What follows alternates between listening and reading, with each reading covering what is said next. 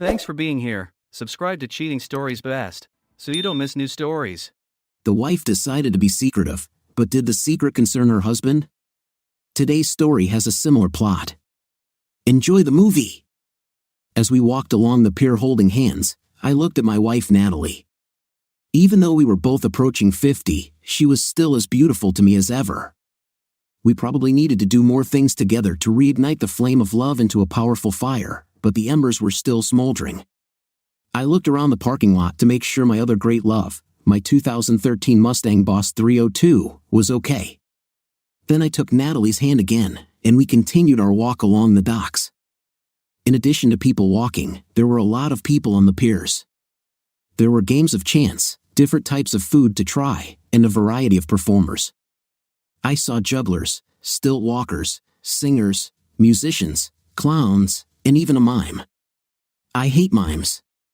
We didn't have any specific plans or schedule. The main thing was to just spend the day together and rethink what we had lost. I didn't think we had lost anything. Maybe I saw it as a case where, over time, our heated romance simply cooled to a level of warmth that we could maintain longer. It was as if Natalie thought we were still supposed to be constantly kissing each other like when we first met. We had been together for a long time and were no longer young and fresh. It didn't mean that I loved her any less or that I was less attracted to her.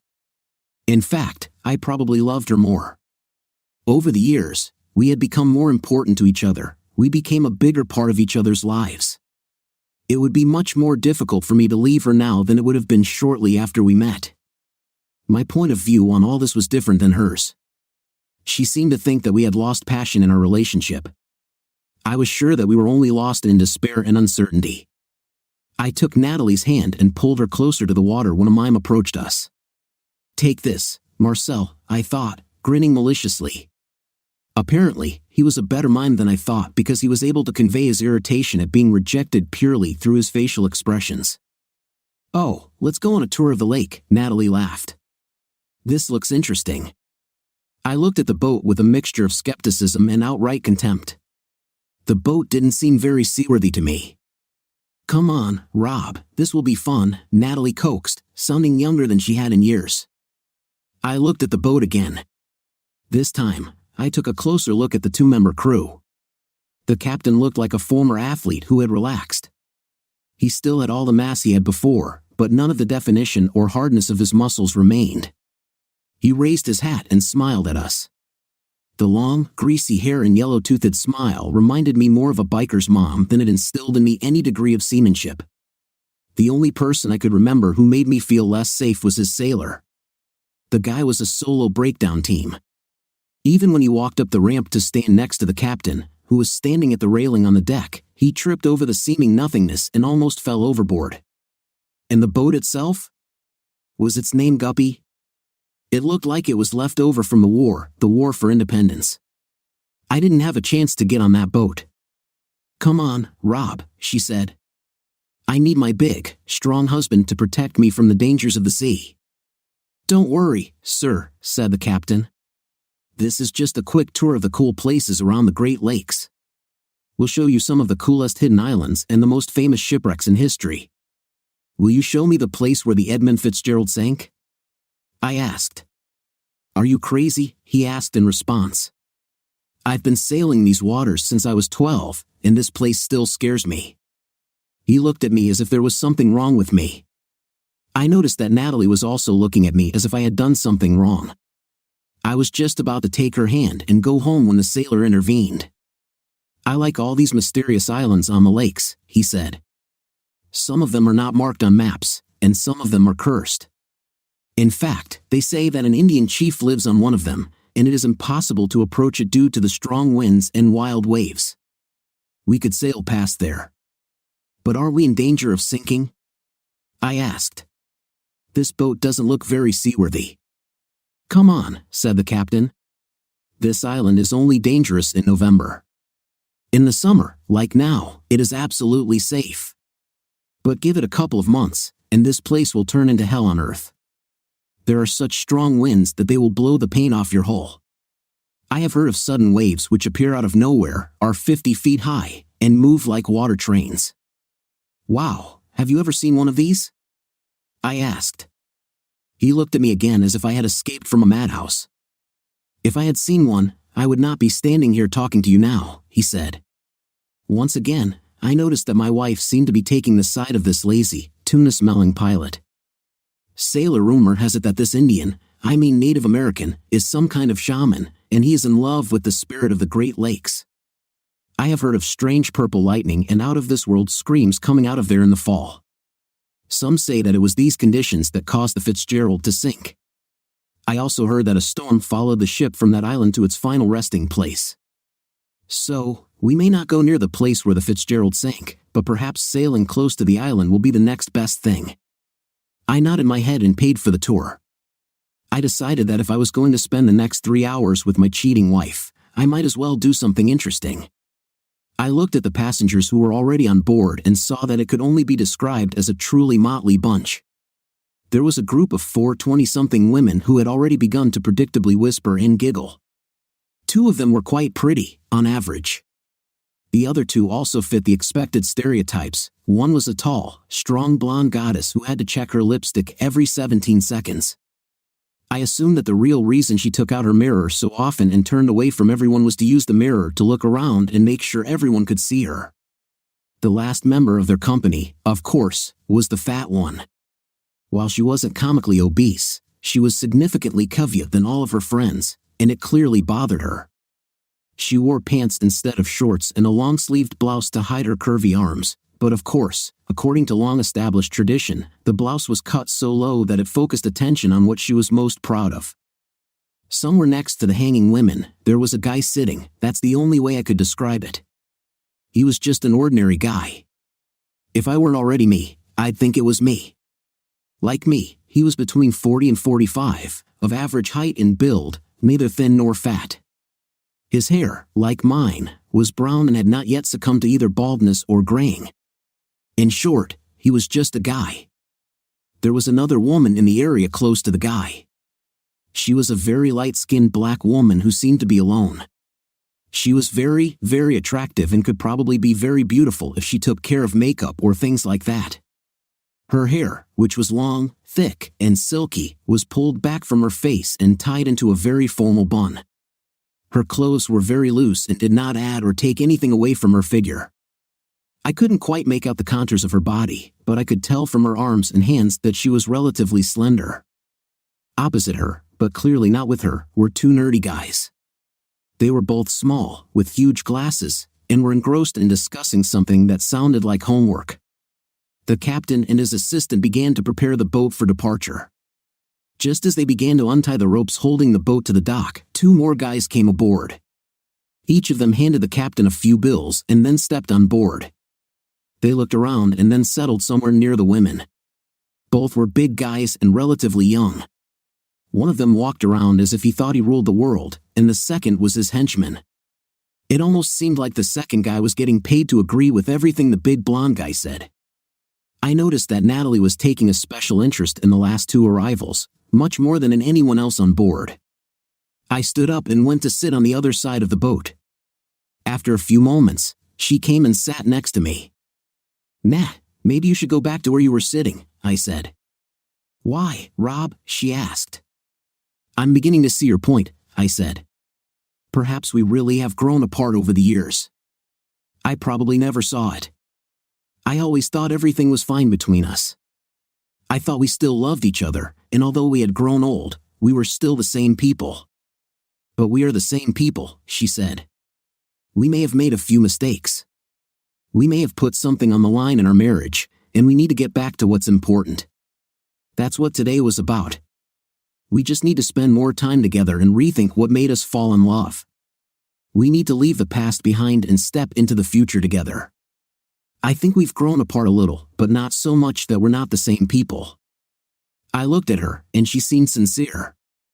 She seemed to be begging for it, but I just didn't understand any of it. "Well, if we are different," I began, "maybe we should do what Steve and Eddie did." "Rob, we don't need this," she said. "Our case is completely different from theirs. And I don't know if you're still in touch with Steve, but Edith is unhappy. Everything she's been through has aged her prematurely, and she's never happy again. We just need to get to know each other again, understand who we've become over the years, she said. She hugged me and ran her hand over my cheek the way she did when we first started dating. I sighed, realizing that it had been many years since she last did this. It's amazing how much little things like that can mean, I said. I wanted to talk to you about something today, she said, but maybe given the mood we're in, it's worth waiting. Let's just have a good time and see if the captain and his Great Lakes scary tour can entertain us.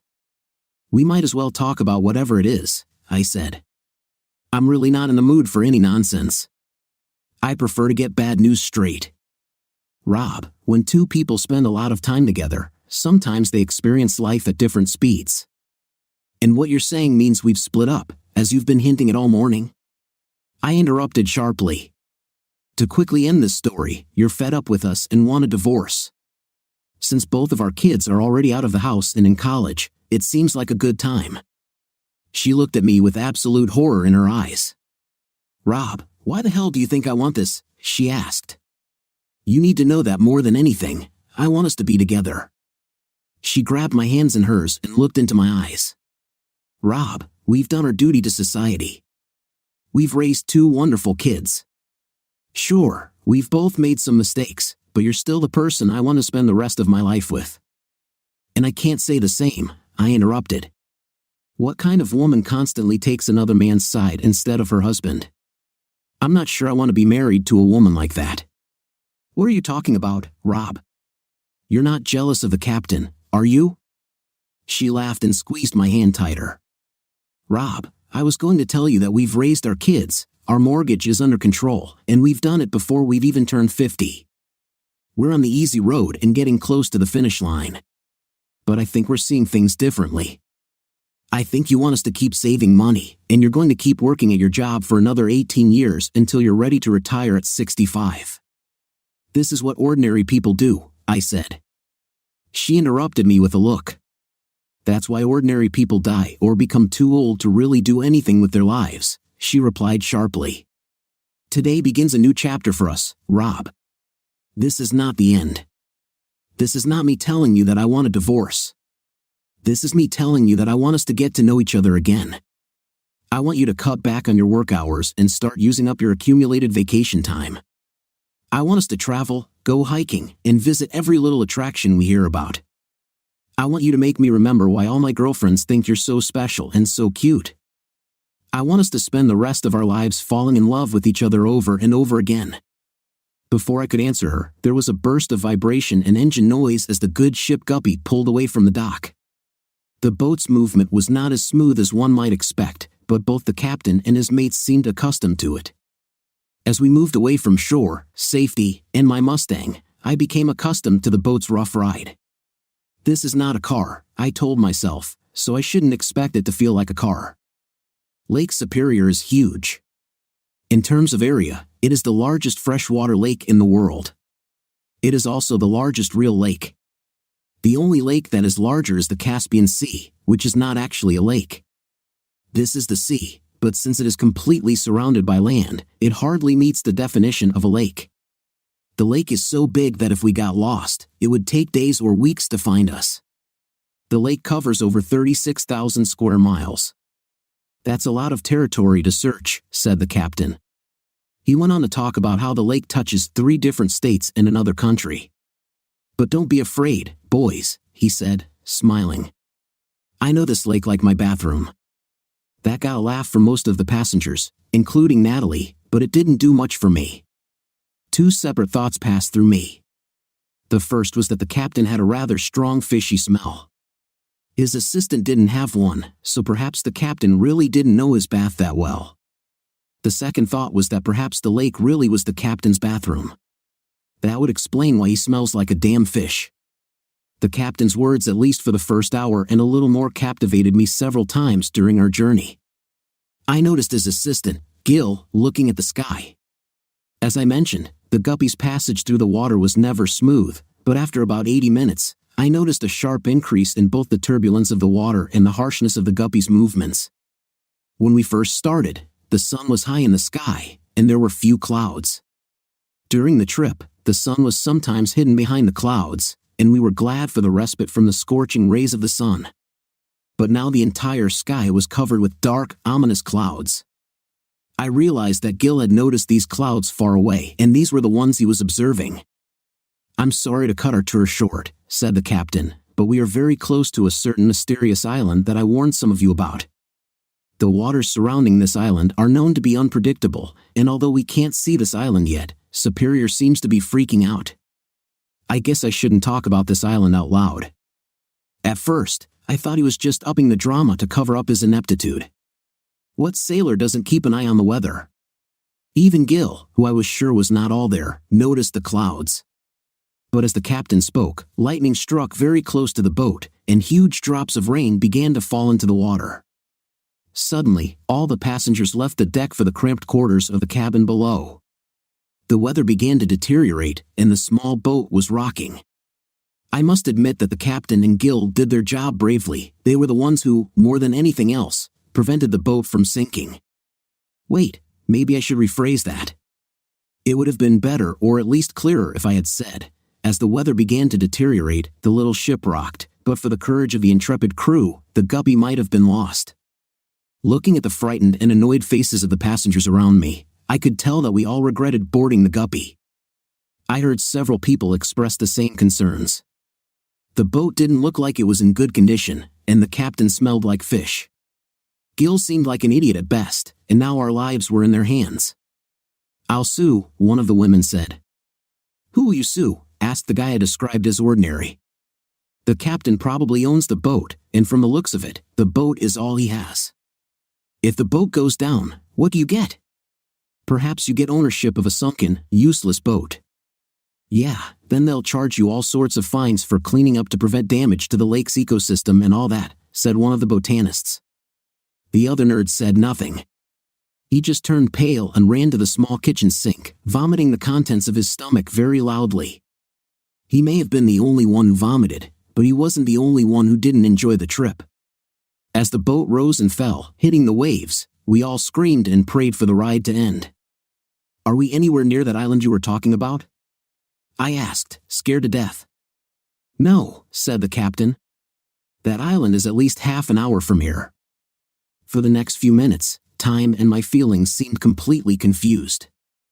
I looked at my watch, and although it seemed like hours had passed, it was only about 5 minutes. The normal up and down motion the boat made as it floated through the water disappeared. The boat was now moving in all directions and orientations seemingly at random. The bow of the boat often pointed straight up and sometimes straight down and at an angle. We were thrown against the cabin and the walls with some apparent external evil will. Natalie held on to me for dear life, and I did everything I could to reassure her that we would be okay. We didn't talk so much as we randomly spewed out groups of words. We were bouncing off the wall, and I was like, "Wow, that was big." Then we slid to the floor, and I shouted, "They're keeping us moving forward." I tried to keep a brave face more for her benefit than for mine. I noticed that many men allowed themselves to be vulnerable. The big muscle guy screamed like a little girl. I couldn't blame him for that. He was young and realized that he and all of us could die. It felt great to let it all out.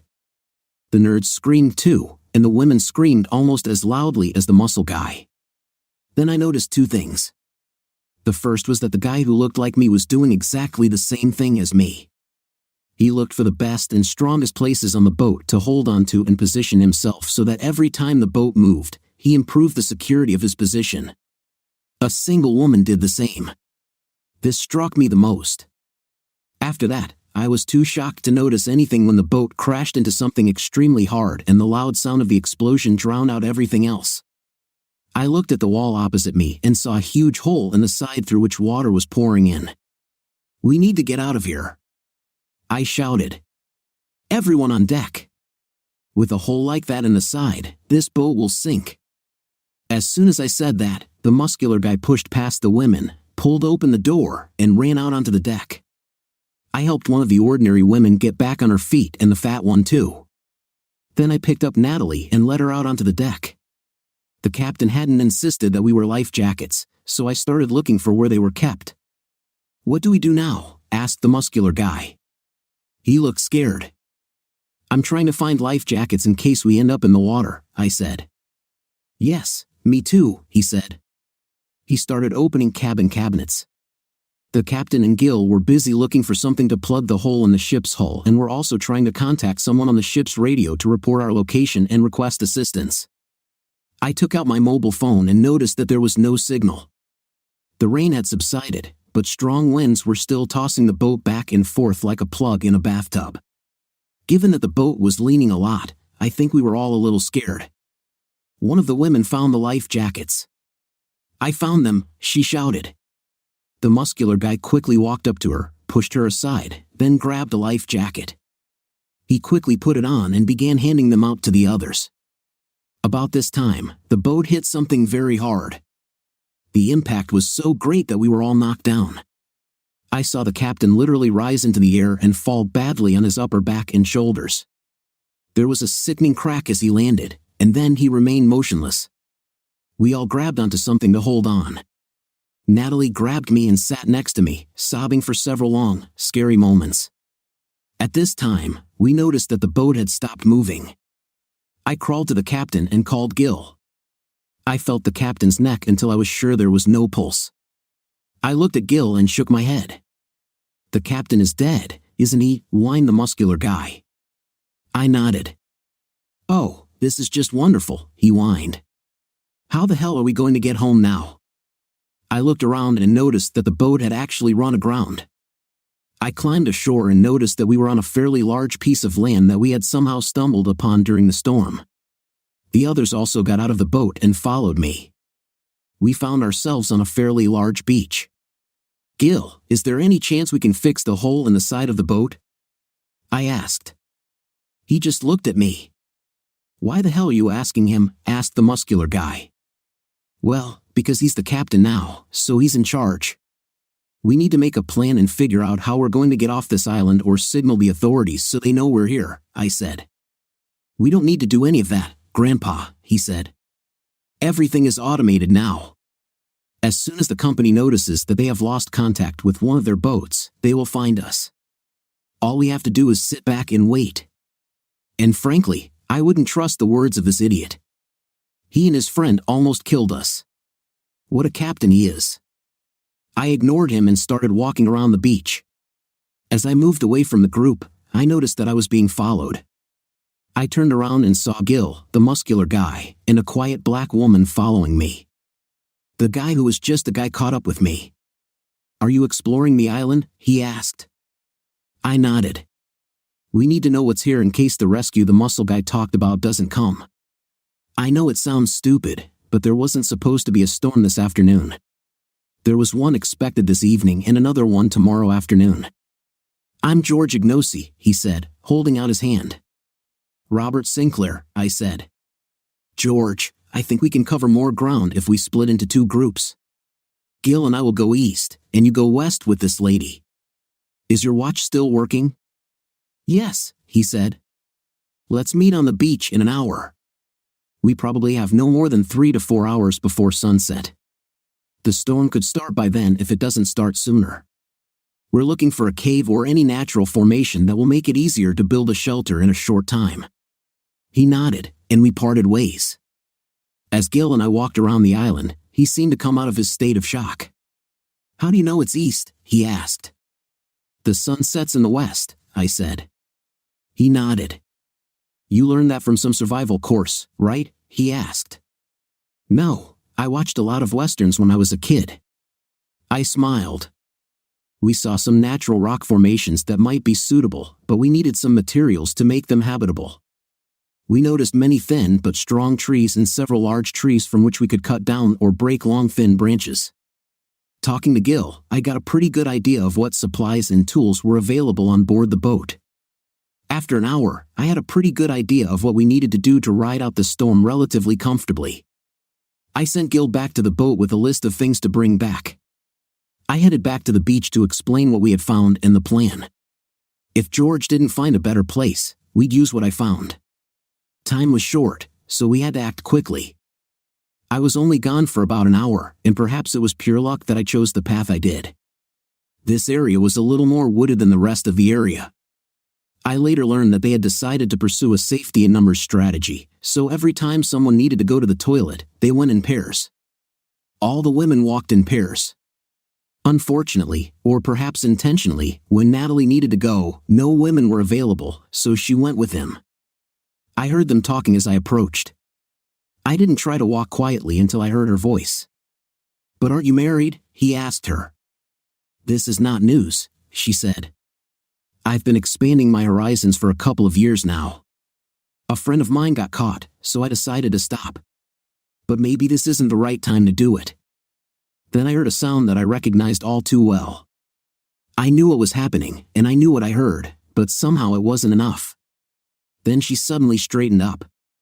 I almost thought she heard me, but she looked towards the beach, checking if everyone was there. "Why did you stop?" he asked.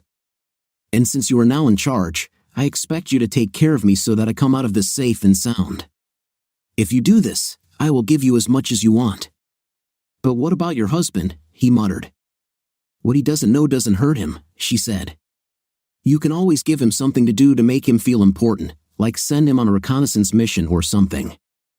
I thought I should have been shocked, but as soon as she started talking about how she had been cheating on me for years, everything fell into place. I understood the reason why she suddenly decided that we needed to rediscover each other. Everything became clear. She cheated on me with Eddie, and when Eddie got caught, Natalie didn't get caught. She saw how it all ended for Eddie, and she didn't want that to happen to her, so she started this whole story about rekindling the romance between us. What hurts most is how coldly she did it. She didn't think about me for a second. Being a practical person, I put it aside. Heartbreak or not, the storm was still coming. I walked away from the forest and approached the beach on the other side. As I approached the beach, I saw George and the woman he left approaching from the other direction. We met in the center, and George shook his head. "We found a small cave," he said, "but it's too small for all of us." The woman tugged at his sleeve. "Oh yeah, we also found some trees with berries. Some of them were ripe. I saw a lot of squirrels." "Okay. Gil and I found a natural rock shelter that would be good for tonight. We can use some of the tarps Gil said he had on board and some rope. We'll need to make some kind of structure to secure the tarp and use it as walls to keep the wind out, but we'll need to start doing that pretty soon." "We won't do any of this," said a voice behind me. "While you were off on your little hunting expedition, we held an election. This is still the United States, after all, and I'm in charge now." I noticed the two nerds and the muscular guy's friends nodding their heads in agreement. The other 4 women did the same. "So we didn't vote?" asked George. "It wouldn't matter," the muscular guy said. "There were only 4 of you. There were 9 people here anyway. I decided that if a rescue mission didn't come tonight, which I'm sure it would, we'd just sleep on the boat. Why waste time, energy, or effort on building something when we have a boat?" George and I shrugged and headed towards the spot I had found earlier. "Hey," the muscular guy shouted. "Where are you going?" "There's a storm coming," I said. "We don't have time to waste on you." "But I'm in charge," he said. "We didn't vote for you, so you're not leading us," George said. "What about your wife?" the guy shouted. "Do you want to try to convince her to come with you or try to fight for her?" "You already said," I replied. "She's with you." I looked straight into Natalie's eyes, and she shuddered. "I only fight for what I think is worth it." "But Rob," Natalie tried to argue. George, the quiet woman, and I headed away from the beach. As we were leaving, a buxom woman joined us. "Dana, where are you going?" asked one of the other women. "Listen, Peggy, I already know how this movie ends," Dana said. "4 guys, 5 women, and I'm the fat one. I'd rather take my chances on the other side. And to be honest, they seem more thoughtful. They have a plan and a reason for it." Once we arrived at the place I found earlier, we all introduced ourselves. The buxom girl was Dana, and the quiet one was Ella. Ella was a miracle. She didn't talk much because she didn't like explaining her accent. She called herself a crossbreed, as she put it. Her father was half black and half Hispanic, and her mother was Irish and lived in England. Ella grew up in London and had an accent. She was a librarian and very proud of it. George, like me, was an engineer. The difference was that he was a mechanical engineer and I was a manufacturing engineer. I told him about my idea to strengthen the place. The site I chose was at the bottom of a relatively steep hill. There was a vertical notch on one side of the hill. It was like the letter V turned on its side. The idea was to build a fairly large lean-to shelter that would take advantage of the vertical wall at the back and blend into the slope of the hill. As a bonus, there were some large rocks and fallen trees nearby that we could place in front of it once we were settled in to further protect the front from the wind. Since the tarp was waterproof, I wasn't as concerned about the rain as I was about the wind. Gil arrived soon after, and we brought him up to date. The tarps were larger than I expected and thicker. We brought him up to speed and I sent him back for another batch of things. George decided to start construction. Dana and I went looking for suitable branches to tie together for the walls, and Ella returned for the berries she had collected earlier and anything else she could find edible. When Ella returned with more than enough berries for the 5 of us, I called her over, and she smiled as she approached me. I handed her the fishing rod. "What should I use for bait?" she asked in her carefully enunciated voice. "What did you say?" I asked. She smiled and repeated her question. I pretended not to hear her again. Dana came over and told me that George had collected enough posts for 2 layers of walls. "Is it because of the color of your skin?" Ella asked.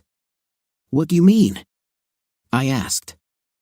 "I asked you the same question 2 or 3 times, and you didn't hear me," she said, looking really disappointed. "Ella, this is stupid," I said.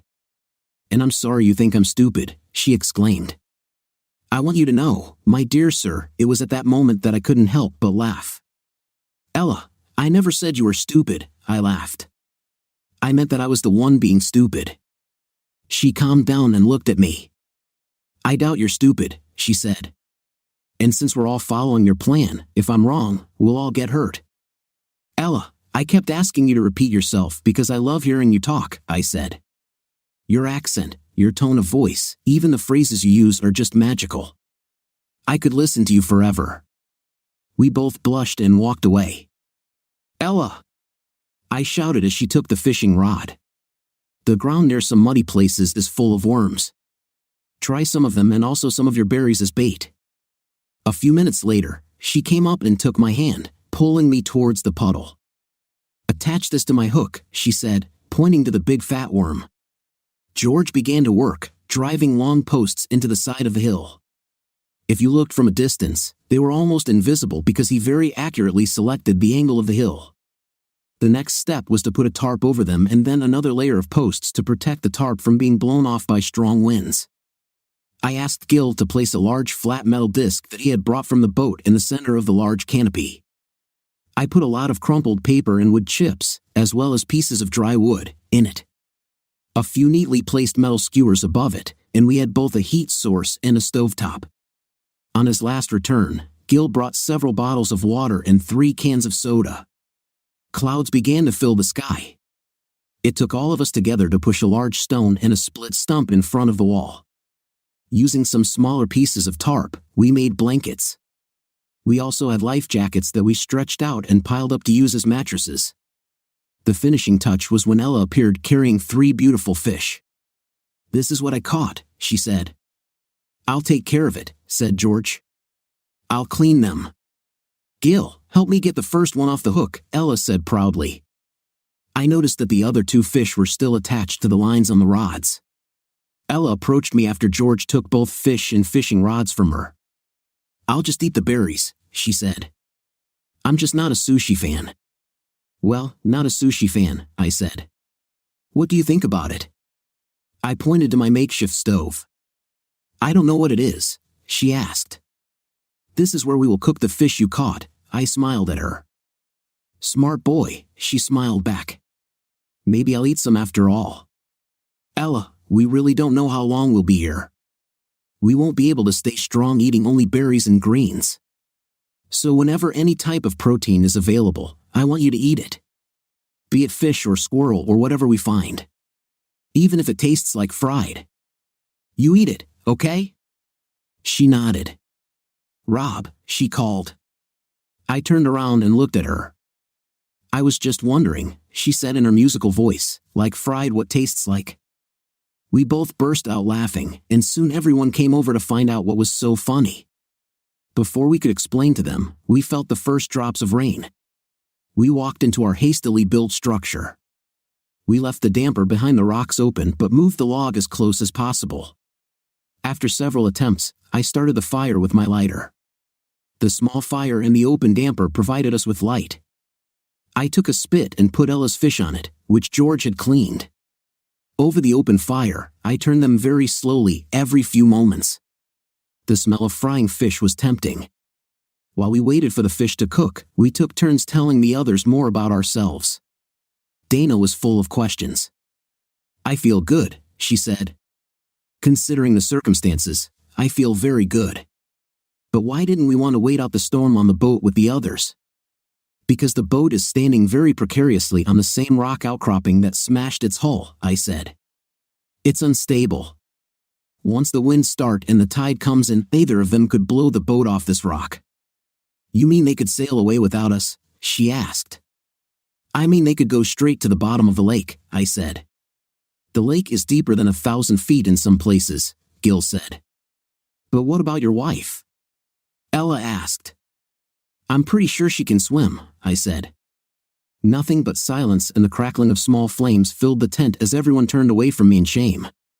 "Listen, guys," I said. "Natalie and I were supposed to spend the day today getting to know each other again. I didn't think we needed that. It was her idea. A few hours ago, I caught her doing something she shouldn't have done if she wanted to stay married to me. I also overheard her telling the person she did it with about how she cheated on me for a couple of years. So as far as I care, whether we leave this island or stay here for years, our marriage is over. It wasn't love that suddenly made her want us to get closer. It was the fear of finally getting caught mixed with guilt. In a way, I'm glad I found out now. I can get rid of her and find someone else to spend the rest of my life with before I'm too old to start over. So forgive me. Bad trash. Let's eat." We ate fish and berries, drank water or soda, and talked about other things, including what we would do the next day until we all fell asleep to the sound of the wind outside and the rain pattering on the awning. But we built it well, so we stayed warm and dry. The next morning, we all got up to do the work we had decided on the night before. Dana had to clean up and organize the shed, Ella was fishing, George was looking for any small game he could find in berries, Gil and I were going to try to make some kind of signal that would be visible to passing ships. Dana also wanted to visit her friends. Gil, George, and I put our heads together and came up with 2 practical ideas for signaling devices. One of them was to build a fire that could be lit instantly to provide fire and smoke. The fire would be visible from a distance at night, but the smoke would be much more visible during daylight. We also decided to try to get the large mirror out of the head in the boat. This would be a great way to signal during the day and would not require a flame or power source. We decided to start with the mirror. When we approached the beach, at first we thought that maybe they were all still on the ship. Then we saw them all huddled around a tree, trying to hug each other for warmth. I knew they would dry out during the day from the heat, but it was still a little chilly, and they looked like they were frozen. Then we noticed that the boat had disappeared. They saw us around the same time we realized the boat had sunk. Natalie and one of the young women stood up and swayed towards us. One of the botanists went with them. They looked terrible. "Why didn't you tell us the boat would sink?" asked the botanist. "You knew, didn't you? How did you guys stay dry?" Natalie asked. I ignored her. "Rob, we need to talk, honey," she said. "I have a feeling you're angry about something." "Okay, I did it again. I didn't take your side. Obviously, I was wrong." "Gil, let's swim and see how far underwater the boat is," I said. "We can always dry our clothes by the fire. Hopefully, they'll have something for us to eat when we get back." Everyone else turned their heads sharply in our direction when I said this. "Where do you get your food from?" asked the muscular guy, shivering from the cold. "You stole all the food from the boat, didn't you?" "Of course not," Gil said. "There's plenty of food on the island. You just have to know where to look and work together to get it." "Show us," Mr. Muscles said. "We have things to do," I said. Since you're on the team now, you should get off your 5th place and figure out your next move. But from what I remember from the weather forecast, it's supposed to rain today. What do you mean by working together? Asked one of the botanists. We all have different goals and different parts of the plan, I told them. Some of us are cleaning up our territory, others are getting food, and some of us are going to work on a way to signal ships from afar. You obviously took all the good people, Mr. Muscles said. This is unfair. You left me with a bunch of useless women and nerds. He continued, I thought nerds were supposed to be smart, but all these guys know is comic books and Lord of the Rings. It's really unfair. We should all get back together and be one group. I'll talk to our group at lunch and get their opinion, I said. Why don't you just tell them, he said. Because no one in our group is a leader, I said. We discuss things and act on ideas that we think will work. We all have opinions, and we all have goals. Why are you guys dry? Asked the blonde. Her makeup was running down her face, and she was cold and just looked terrible. Our shelter is dry and protected from the wind, Gil said, and the fire warmed us all up quite well. Where did you find shelter? Asked Mr. Muscles. We didn't find it. We built it, Gil said. Rob came up with a design. IG, as we call George Ignowski, built it. Dana made it cozy. We're clearly sleeping with the wrong guys, the blonde hissed. Gil and I dove into the water and swam towards the rocky edge of the island. The boat was there, but it was at least 8 feet below the surface of the water. I took a deep breath and dived under the water. I stayed underwater as long as I could and still couldn't reach the head behind the mirror. Gil did better than me. He stood up with a small grill. It's not that I didn't like the way you cooked last night, he said, but this will make things a lot easier. Another group started following us as we left. I turned around and spoke to them. Less than 24 hours ago, you all made a couple of really stupid decisions, I said. You are all lucky you didn't drown when the boat sank. I'll talk to our group to see what they have to say about the possibility of everyone uniting again. We'll let you know. Natalie was still following me. Where are you going? She asked. With you, she said. We're still married, remember? In the coldest voice I could muster, I told her, yesterday, while you were pleasuring that idiot, you told him that what I don't know won't hurt me. You were wrong, Nat. Now I know, and it still didn't hurt me that much. I'm ready to leave you and the past behind. As soon as we leave this island, we'll get a divorce. We're done. She just stood there in shock as Gil and I walked away. Over the next 3 days, the two groups had minimal contact. My group flourished. We found a way to use several long sections of pipe from the ship as makeshift snorkels. This allowed us to stay underwater long enough to get the mirror and a few other things we needed. The only real contact between the two groups was through Dana. She visited her friends every day and returned with terrifying stories. The other group, she said, was close to hunger and despair. Troy, the muscle guy, had turned into something of a pocket tyrant. He ruled his group through fear and intimidation. The women there, with the exception of Natalie, all wanted to move to our group but were afraid of what Troy would do. Dana looked at me when she told us about this. Natalie became depressed. I'm not saying it's your fault, she said, but she seems to think you just wrote her off. I did, I said. What else was I supposed to do? How would you feel if you knew that for the last 20 or so years, you worked your hardest to support someone, loved them with all your heart, went above and beyond to make them happy, and then you find out they've been cheating on you for years? Damn, I wish we could start our divorce while we're on this island so I could get rid of her even faster. Don't you want to talk to her? Dana asked. Don't you want to know why this happened? Who cares? I asked. She wasn't taken by force, she wasn't tricked with substances, and she probably wasn't blackmailed. But even if that were true, she could have come to me, and I would have moved heaven and earth to help her. Why she did it doesn't matter. The fact that she did it, and more than once, tells me that I don't want to be married to her. Women always talk about how all men are idiots and how we chase after everyone that has a hole, but some women are no better. I'm just unlucky to have found such a woman. It's over. I'm not going to turn into some bitter old man who hates all women. I'm sure I'll find someone who sees things the same way I do. That morning, I got up early to walk to our section of the cliff that was closest to the water. We roughly shared the island with the other group. The beach was on their property. It was a good deal because most of the fish seemed to be avoiding the beach, but they were numerous around our cliff. As I approached the cliff to check the pole we had dug into the rocky ground to mount the large mirror, I noticed Ella. She was sitting on the edge of the cliff fishing, wearing only her underwear. I wondered, looking at her, why a woman with such curves wore such baggy clothes. Over the past few days, we've kind of split into pairs. With the exception of Gil, Dana, and IG, who spent a lot of time together, Ella seemed to seek my company most of all. We sat together over meals, and she slept next to me at night, often snuggling with me when it was cold.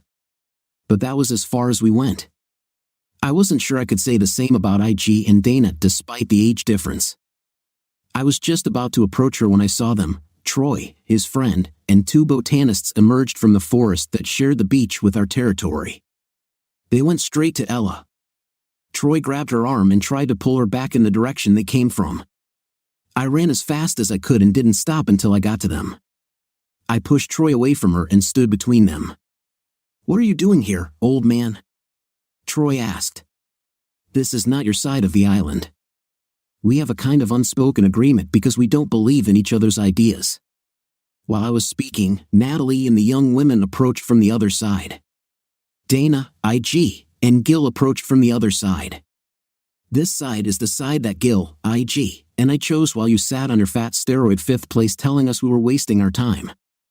This is the land of Gil, IG, and mine. This is the land of Dana and Ella. You belong to the other side." "Who said it was Gilligan's Island?" asked one of the women. "I'm tired of all this nonsense," Troy shouted. "I'm tired of starving. I'm tired of thirsting. I'm tired of being sunbaked most of the day and freezing at night. I was wrong. I picked the wrong people. I thought that with Dave and I being the strongest guys on the island and my nerds being the smartest, we would have the best of both worlds. Turns out my nerds are useless. Two of them have 3 or 4 PhDs, but who needs a degree in theoretical physics when you're stuck on an island in the middle of nowhere? Then I thought we have all the women, and it turns out you somehow kept the prettiest one for yourself. I think we need to share the resources on this island so it's fair for everyone. You and the other old man are clearly the brains here, and your friend here is a hunter and gatherer. If I take her, I'll have food, and since you want her back, you'll build me a place to live or even give me yours. Right, old man?" "No," I said. He spat again. "The fat girl comes every day to talk to her friends, and while these stupid women talk to her, I listen. I know they all want to come and stay with you. I heard all their nonsense about how we forced them to sleep with us and that we have no food. Dana bribed them with pieces of squirrel and fish, and she talked about all of you. I know that the fat girl is sleeping with another old man, and I know that you and the little English girl did nothing here, but you like each other. So you just have to decide if you're going to build me a place like yours or just give me yours." "No," I said again. "So you're not even going to try to get her back?" he asked. "I won't have to," I said. "You won't take her." Before I could say anything else, a huge fist came out of nowhere and hit me in the mouth so hard that I flew back. "I guess you weren't smart enough to see it coming," he muttered. "You're smart and all, but it's time for someone to show you your place here." As soon as I stood up, he hit me again. This time, the fist hit me in the eye. "Stop," said a female voice. "Don't hit him anymore. I'll go with you. I'll fish and pick berries and do whatever you want. Just leave him alone." "Smart girl," he said. He stood over me, and I was furious. I hadn't been in a fight since high school. "No," I said again. I exaggerated my uncontrollable state as I rose to my feet. "I admit you have some guts for an old man," he laughed. "You're the only one here who stands up to me." I clenched my fist and swung awkwardly at him. I missed by a mile on purpose. "We don't have to do this, old man," he said. "Although I'm wondering one thing. Why are you so ready to fight for her when you didn't fight for your own wife?" "It's easy," I said, still struggling for balance. "Ella is worth it." I approached him and pulled my fist back again. He smiled. I swung my fist awkwardly, and he leaned back. At that moment, I pulled my leg back and kicked him in the groin as hard as I could. I was sure his scream could be heard across Lake Superior and all the way back home. When he leaned over, I raised my knee up into his face, and he fell. His friend looked at me in shock. "You were pretending," he said. "You weren't that discouraged." "It's cheating." I laughed. He's 6 inches taller than me, probably weighs 80 pounds more, and has a much longer reach. He's also 20 years younger and in better shape. "Is that what you call a fair fight?" "He was desperate," Dave said. "We don't know anything about survival." Troy was always hot-tempered and thought he should be a leader. When we were on the boat, you were always coming up with ideas of what to do, even in a storm. Troy screamed like a girl. It humiliated him so much that he needed his courage back after that. When you left to explore the island, he turned it into a popularity contest and held his own little elections. You should have gone along with it, but you just left us there. I think you were more angry with your wife than with anything else." Troy groaned but didn't wake up. "And you can't blame Troy for his wife. He's a guy. She offered herself to him, so he took her. She's not even his type. She's too old for us. It was just fun. I thought it was cool because it meant I was getting a blonde with swimming rings. God, how disappointing." "You, Dave," the blonde snorted. "You already have several times." "And it's not that great," Dave said. The blonde, without makeup, didn't look all that attractive as she stood there and muttered. At that moment, Troy woke up. "Dude, are you okay?" Dave asked. "My groin hurts so much it's throbbing," Troy made a sound in a pitiful voice. Ella slowly approached me. Dave and the nerds had a hard time looking away from her. She took her hair out of its unattractive bun and pulled it into one long ponytail that hung behind her like a black waterfall. Her breasts barely fit into her bra, and her juicy flesh trembled with every movement she made. Troy tried to get up and suddenly screamed so loudly that he almost lost consciousness again. "What's wrong now?" Dave asked. "It's my hand," Troy groaned. "I think my arm is dislocated." I grabbed his shoulders, trying not to move his hand. He backed away from me even when I touched him. "Listen," I snapped. "Your shoulder is dislocated. The longer it stays like that, the more painful and worse it will be." "What are you going to do?" he asked. "If you lie down and shut up, I'll try to push it back into the joint, or at least try," I said. I grabbed his hand and placed both legs on his side. I pulled sharply and strongly. He screamed again and then sighed in relief. "Oh damn, this feels so good," he said. "You need to make yourself an armband," I said. "She will be very sore for the next week, and after the pain subsides, she will be weaker than the other for a while. You should go back to your side of the island and rest." Dave helped him up, and they all left, but there was a lot of grumbling along the way. I suspected that they would soon have a new leader. Ella looked at my face and then ran away. "Just let her go," Dana said from behind. "What did I do wrong?" I asked. "Absolutely nothing," Dana said. "She's even more obsessed with you now. You got beaten up trying to protect her. Do you know what that does to a woman?" "When did she start getting really into me?" I asked. Since the first night when you told her how much you liked hearing her talk," she said. "Rob, do you know what women hear all the time?" "I mean, you didn't hear what Dave said about Becky. You know how hurt she is right now, believe me. As far as Ella is concerned, you can do no wrong." I continued working on the mirror.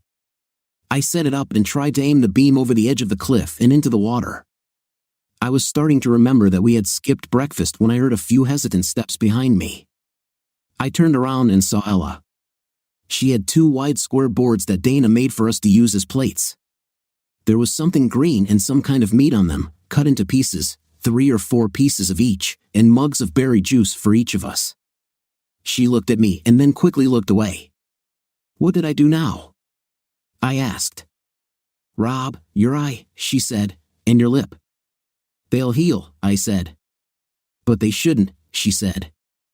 "I could catch him a fish for a couple of days and find some berries for him. Maybe he could learn to fish for himself." And maybe. I didn't want to be without you for a couple of days, I said. Her eyes widened, and she tried to hide her smile. The greens are different, she said. I saw it growing underwater near where I fish. I asked Gil to go into the water and cut it off. It's like kale, but the taste is a little different. I realized she wanted to change the subject. So, what kind of meat is this? I asked. Try it, she smiled. I took a bite from one of the pieces. It was different from squirrel, less fatty and tasted like chicken, but I knew there were no chickens on the island. Is that a seagull? I asked, chewing and trying to identify it by taste. She shook her head. Don't tell me it's a pigeon, I said, taking another bite. IG caught it, she said. It's a snake. I quickly spat it out and took a long sip of berry juice. Rob, do you know the first time I realized you cared about me? She asked. I shook my head. When you told me you wanted me to eat every kind of protein available, even if it tasted like fried crap. You didn't say that to anyone else. It seems so important to you that I stay healthy. So, now I want you to eat your snake for me. It's not as tasty as fish, but it's protein, and it's better than fried crap. From that moment on, something happened between us. We never discussed it or made an official statement, but we became a couple. Since we couldn't store or conserve food, we began to give our surplus to another group. When we first approached them with a bucket of fried fish and some greens, they pounced on the food and devoured it by the handful. Unlike us, they had no concept of sharing or teamwork. Everyone simply grabbed as much food as they could and moved away. One morning, a few days later, Ella and I were sitting on a cliff. She was fishing, and I was watching her in my underwear. Ella rinsed her clothes every day in clean, cool water and left them to dry in the morning sun. While her clothes dried, she fished in her underwear. Usually, by the time her clothes were dry, she had enough fish for the day. Since we became a couple, we hadn't had a night yet, but we started kissing a lot.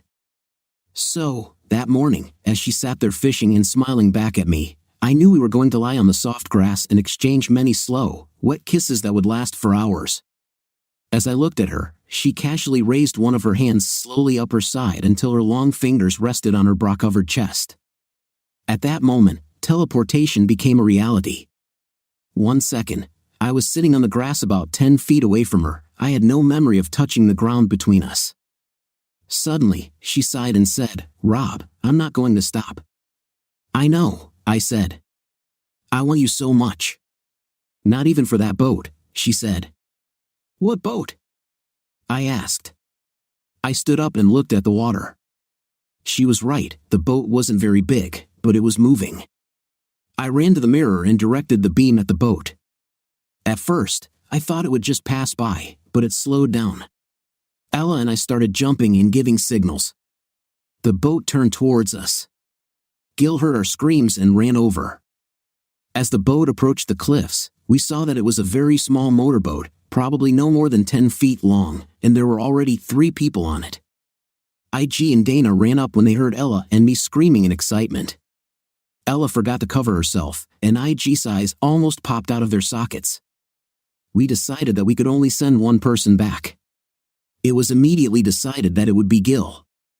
They wanted to send me, but I refused. Gil could tell the authorities about the boat, its registration number, insurance, and all that nonsense. They could also relay our location to the Coast Guard, but cell phones in the area simply weren't working. Why didn't you go? Ella asked as we watched Gil sail away on the boat. That'll never happen, I said. Good answer, she said. When Dana and IG disappeared again, doing their own thing when they weren't around, Ella and I headed to the other side of the island. As soon as we got there, everyone gathered around. Before we even started talking, I heard a small sigh. I looked up and saw that Natalie had noticed Ella and me holding hands. Where's the food? Asked one of the botanists. Everything you need will be here soon, I said. We were saved. What? How? Dave asked. Mirror, I said. Ella and I were on the cliff fishing when she spotted the boat. I used the mirror for signals. The boat was too small to take more than one person, so we sent Gil. They will send a rescue boat. Everyone got excited, and we heard a lot of talk about the first thing some of them wanted to do when they came back. There were other conversations as well. I heard someone ask if Ella always wears her underwear.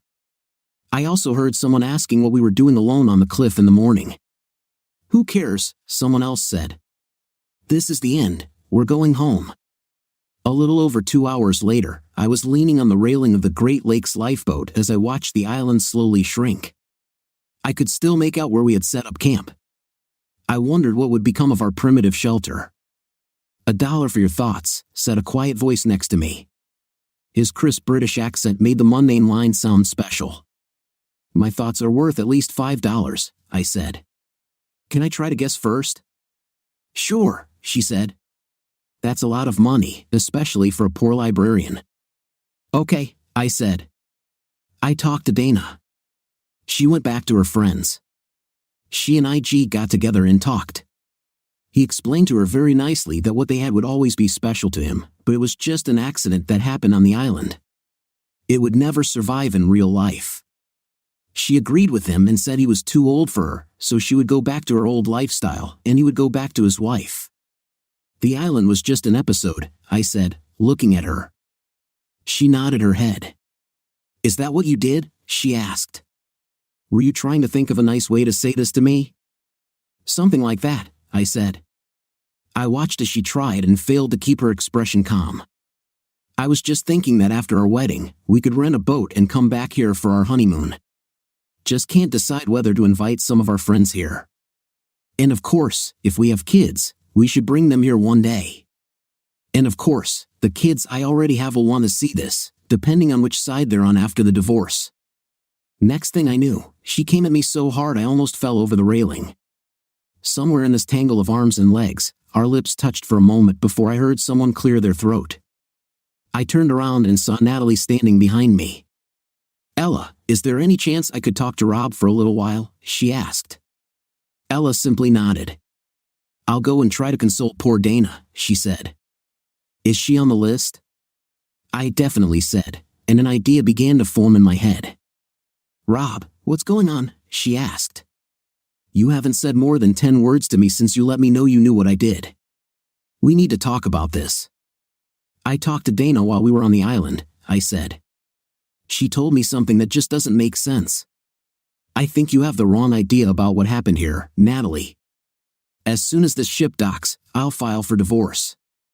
If what you have to say will save me time, let's do it. It just means we won't have to waste time on this later, I said. Okay, Rob. I don't know how you found out, but yes, I cheated on you before we got to the island. But I gave it up on my own and decided to dedicate the rest of my life to making you happy. That's why we got on that damn boat. I wanted us to fall in love again. I quit, Rob. I would never do that again. That should say something, she said. That says. I said, and she smiled. That says nothing mathematically, 0 is something. What else did you want to say? Well, you know that Troy forced us all to have an intim with him and other guys, and even as she said it, she knew that I knew she was lying. Nat, do you think I found out that you slept with Troy and cheated on me? I asked. Dana told you, right? She said. No, Nat.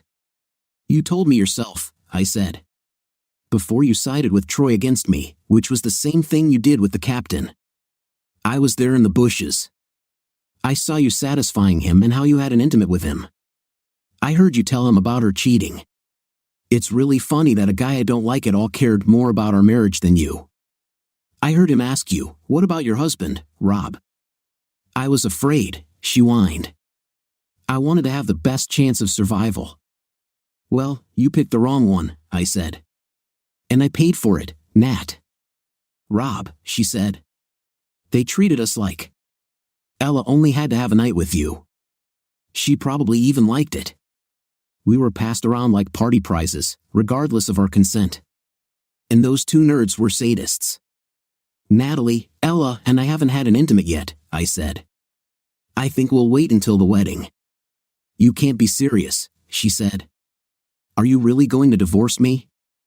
That's the plan, I said, just like Steve and Eddie. Rob, Steve, and Eddie are nothing like us. They haven't been married that long, and they don't have 2 kids to explain it to. Okay, I said. I had a night with some guys the whole time I was dating Eddie. It was just for fun. It was only a night, and there were no permanent partners. It was just casual, nameless intim, and I always came home to you. I never embarrassed you or did anything with any one of our friends, she said sharply. I waited 20 years while you went to work every day. I was bored. I felt less than human. Tell that to Oprah or Dr. Phil, I snapped. After our divorce, write a book and be on The View, but don't give me that crap. It's such a cliché. I went out and broke my back every day to give you what you wanted. I bought a house in the hood where you wanted to live. I bought you the car you wanted to drive. When you ask for things like that, you have to pay for it. My part of the payment is working hard to pay off the loans. Your part is taking care of our house and looking after the children. If you wanted to change or wanted to get a job yourself, all you had to do was say, "Honey, I want to get a job and help."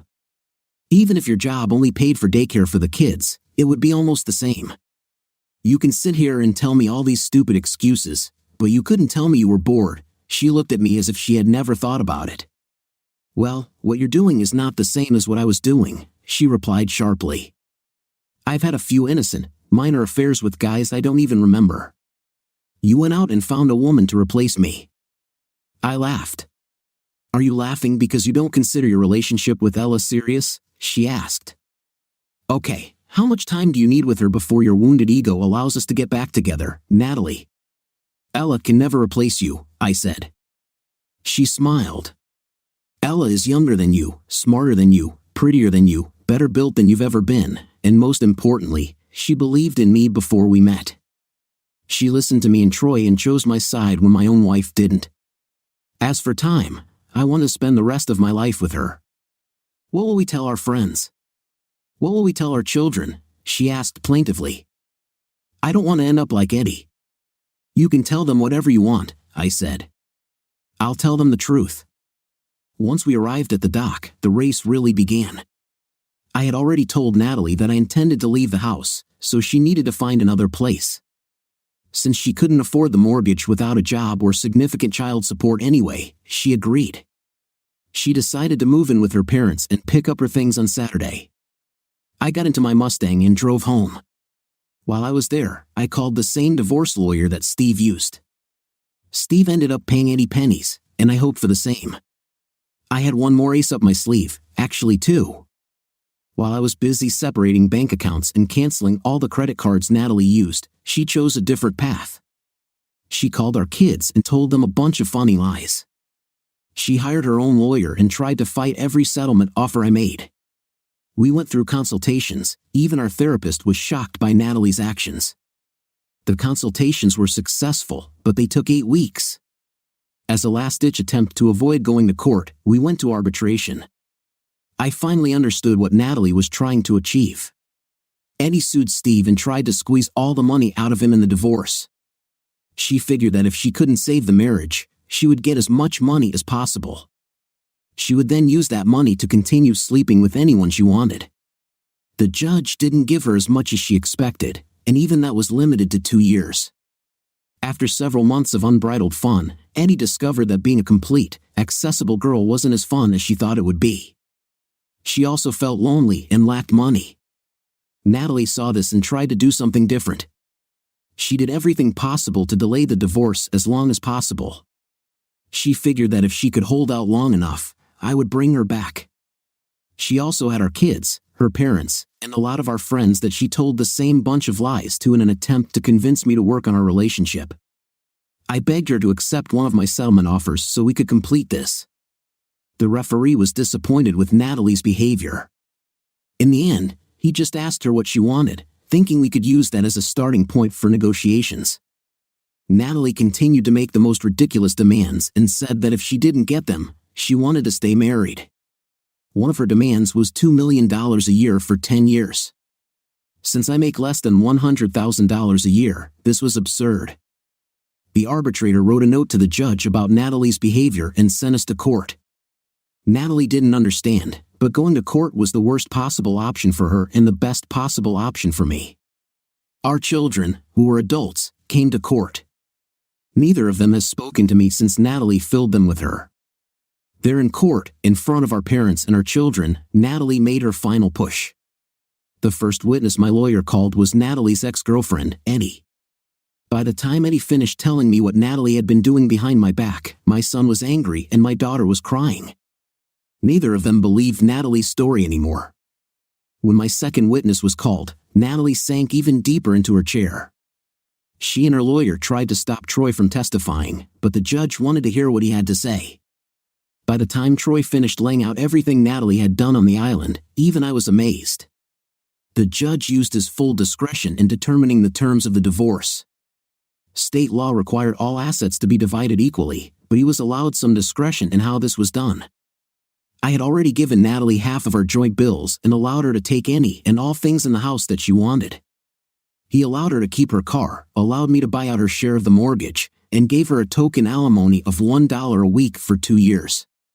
Natalie had already spent money from our joint accounts that were given to her, which put her in a difficult position because we took out a second mortgage to pay for both children's education. We didn't have much equity in the house. Natalie had to pay her own legal fees, and although her lawyer delayed the divorce at Natalie's request, he still charged her for his time. As a result, Natalie ended up in debt.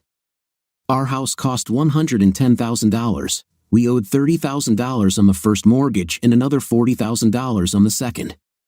This meant that our joint equity in the house was $40,000. I gave Natalie $20,000. She owed her lawyer $22,000. To help her, I offered to pay all alimony money in one sum. I gave her 5 fresh $20 bills and 16 quarters and walked away from her. Almost exactly 6 months after I left court, I was back on the dock with Ella, looking at the huge ship moored there. She squeezed my hand. "Daddy!" Ella shouted from behind. My daughter Susan ran up and hugged us both. She introduced us to a small, modest man who turned out to be her boyfriend, and they boarded the ship. Her grandparents on both sides were already on board. I was still in shock over the fact that I remained relatively close to Natalie's parents. After all, they were my children's grandparents. IG and his wife smiled at me from the top deck. I shook my head, and Ella nudged me. "Be kind," she said. Dana arrived with a guy who looked like Gil. Subsequently, I would have to explain how they ended up together. Troy and Dave arrived, each accompanied by pretty co-eds. Events on the island changed a lot in their lives. The botanists arrived alone. My son was already on the island. He rented a helicopter and flew there as part of our backup plan. The only people who were with us on the island and were not present were Dana's 3 friends. They all felt they had been treated badly there and didn't want to remember it. And of course, Natalie wasn't there. It's not that she didn't want to, but after our divorce, things weren't going very well for Natalie. Most of the men she dated weren't very nice, and she ended up with a few bruises and scrapes. It's also a fact that the money from her job as a receptionist didn't pay very well, so she couldn't afford a nice dress. The biggest reason, however, was that she was in prison. She felt betrayed by Eddie's testimony. On the other hand, Eddie felt abandoned by Natalie during her own divorce, so although they were birds of a feather, they rarely got together. However, a few nights ago, they ended up at the same bar and got into a fight over the same man. The judge sentenced them each to a week in prison for damaging property, disturbing the peace, mutual assault charges, and public drunkenness. As the large ship pulled away from the dock, a second smaller ship followed us at a distance. I wanted to see our little island again. We wanted to get married there, and while everyone else slept in the comfort of the ship, Ella and I would spend the first night of our honeymoon in our primitive shelter. We would then board a helicopter and return to catch the start of our real honeymoon in Vegas.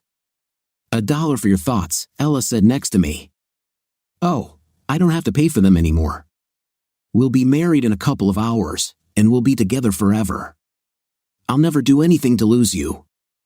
I love you too much. I could listen to you forever, I said, but what I was actually remembering was just before I fought with Troy over you on the island. Do you remember what I called this place? I asked. Yeah, you called it Gilligan's Island, she said, laughing. No, what did I say? This is the land of Gil, Egg, and me. Maybe the three of us should look into the possibility of buying it. Maybe not, she said, but we lived happily ever after. What do you think of our story today? In my opinion, I am very sorry for the man's situation. I would never wish anything like what happened to him on anyone in my life. What's your opinion? Write in the comments. See you in the next video.